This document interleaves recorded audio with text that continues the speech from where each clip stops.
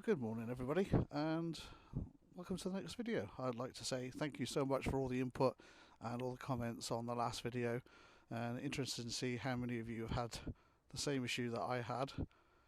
And you know, it was just a difficult one, but I appreciate all the comments and all the effort everybody's made to engage in the video, and yeah, thank you so much.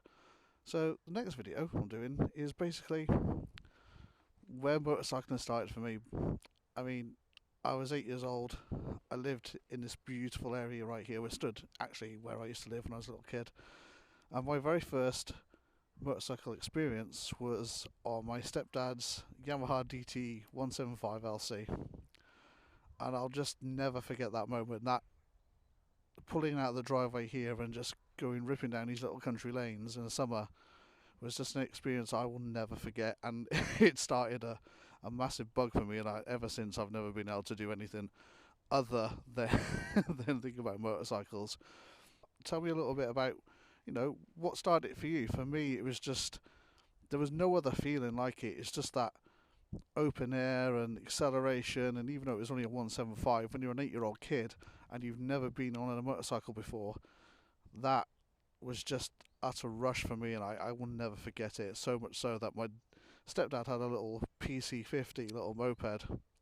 I used to beg to ride it, and funny enough, this up and down here, this yard, is where I used to ride it, and I just couldn't get enough of it. I'd just come up and down here all day until basically that bike ran out of fuel. So I'm going to take you on a little ride on the road where my first motorcycle experience started for me.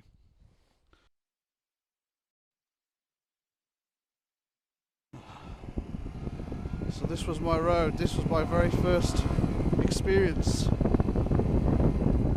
out on a motorcycle, and I'll just never forget it. I can't really pick up the pace down here today. It's very icy, it's very cold, and the roads are not well created around here, unfortunately.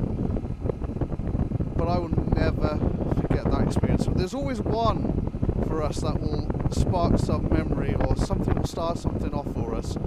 So being on that DT 175, it was 1989, so it was just as it crossed over from the Mark 1 DT with the round headlight onto the squared headlights with all the plastics, and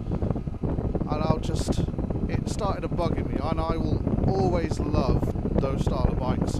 In fact, I've had several styles of those bikes afterwards, including a Honda MTX 125.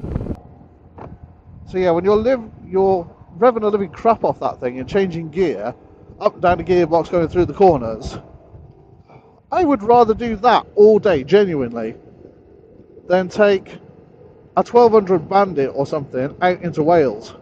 I will have genuinely probably more fun going down those country lanes than I ever will doing anything else, because that's where it started for me.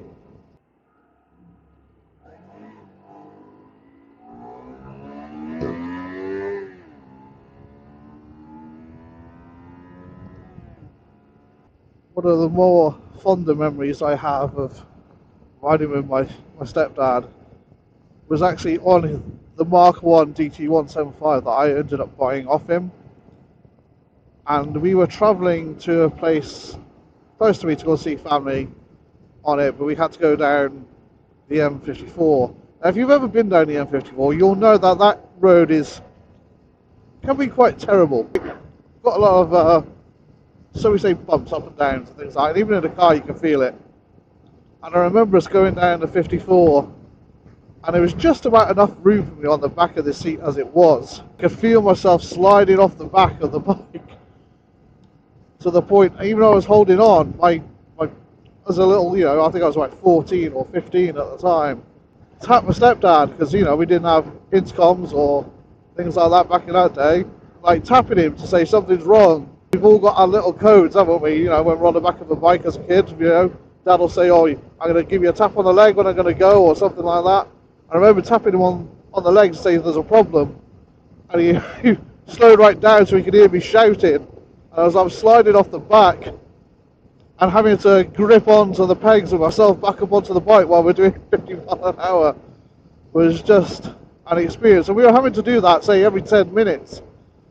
But I will never ever forget that, because we were giggling our heads off.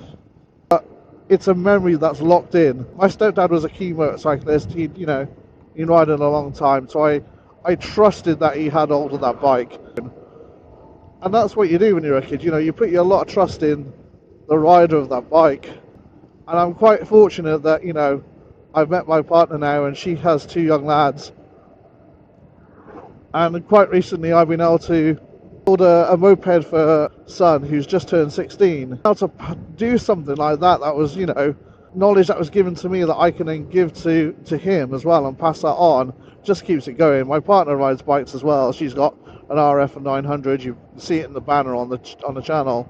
You can have a lot of memories in a car, and I'm massively into cars as well, always have been, but you will not get the same memories in a car, for me personally, as you do on a motorcycle.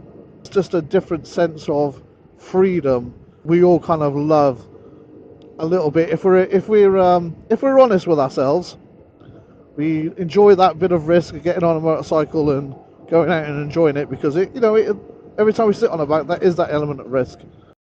But I love motorcycles. They're just the best thing ever. I remember not going purposely to do my, pass my car license, because I was so obsessed with bikes, and everyone saying, come on, you need to do your car test, it's going to give you more opportunities in life and different jobs. And they were right, absolutely right, it did.